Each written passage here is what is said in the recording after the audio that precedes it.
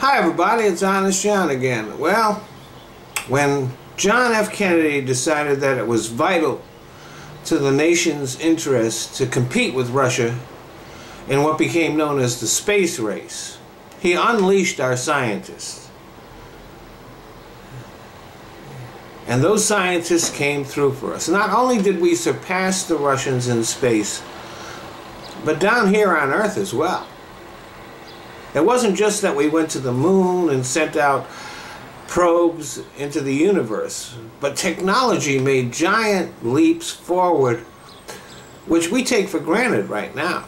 Computer technology is what it is today because of things that were necessary for the space race, like miniaturization and development of faster and more powerful computers. And smaller ones. Miniaturization is one of the reasons why we have our cell phones and computer chips in our cars and things like that make our lives better. We sent satellites up that allow us to predict the weather more accurately. We can communicate globally and use global positioning technology to find our way around. We take these things for granted now, but our lives would be very different today if scientists had not been given the funding and freedom to do the research that created these things. But then scientists started telling us things that we didn't want to hear, mostly about pollution and climate change. And as a result, over the years, there has been a concerted effort by the polluting industries and politicians who depend on them for their funding to discredit science. And the funding for scientific research is nowhere near what it used to be.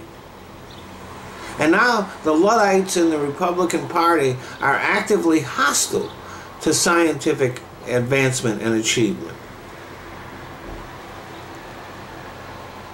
Our government is cutting off funding for climate change research and hiding the data that the scientists have discovered.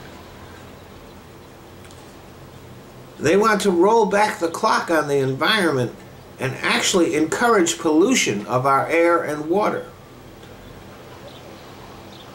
Now, science will advance, but it'll be a bit slower. And our lives will suffer for it. The health of our children will be affected. Just ask the people who live near high polluting plants and industries. Ask them what the health effects are on their children. And our economy will lag behind the rest of the world because green tech will come not from the US, but from Europe and Asia. Most important, as we roll back our efforts to combat climate change, it will increase exponentially.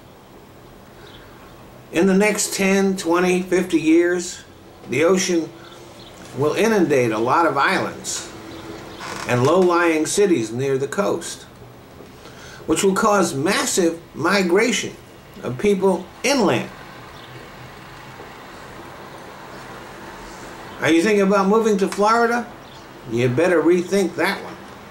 Or how about New Orleans, a wonderful city, but you might want to visit there while you can, but you certainly don't want to move there. And as droughts increase and the weather becomes more unstable, it's going to get a lot harder for farmers to grow food, which is going to mean it's going to become rarer and more expensive. Just as science has made our lives a lot better, there will be a price to pay for not listening to scientists. Our distrust of science will make our lives worse. Donald Trump prides himself on being a great negotiator. But you can't negotiate with Mother Nature. She's got all the cards. Thanks for listening. Hey, thanks for stopping by my channel. And don't forget to hit that like button and share it, and also subscribe.